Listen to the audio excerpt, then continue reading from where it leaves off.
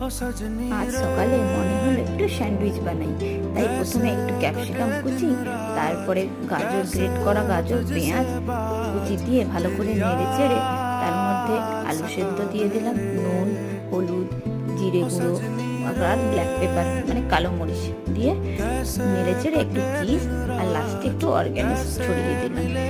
তারপরে পুরটা বানানো হয়ে যেতে পাউরুটিগুলো ভালো করে সেঁকে নিলাম, তার মধ্যে এই যে স্প্রেডটা, স্যান্ডউইচ স্প্রেডটা লাগিয়ে নিলাম এক সাইডে, আর এক সাইডে কেচাপ দিয়ে আলুর পুরটা দিয়ে ভরে যে আরেকটা পাউরুটি দিয়ে চেপে বাটার দিয়ে ফ্রাই করে নিলাম। মেয়েটাই অবশ্য মজরেলা চিজ দিয়েছি, কারণ ও মজরেলা চিজ খেতে খুব ভালোবাসে।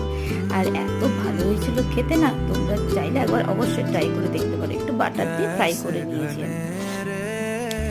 যাই হোক, তোমাদের যদি ভিডিওটি ভালো লেগে থাকে তাহলে অবশ্যই একটা লাইক করে দিও আর আমার চ্যানেলটাকে সাবস্ক্রাইব করে দিও। Bye bye everyone.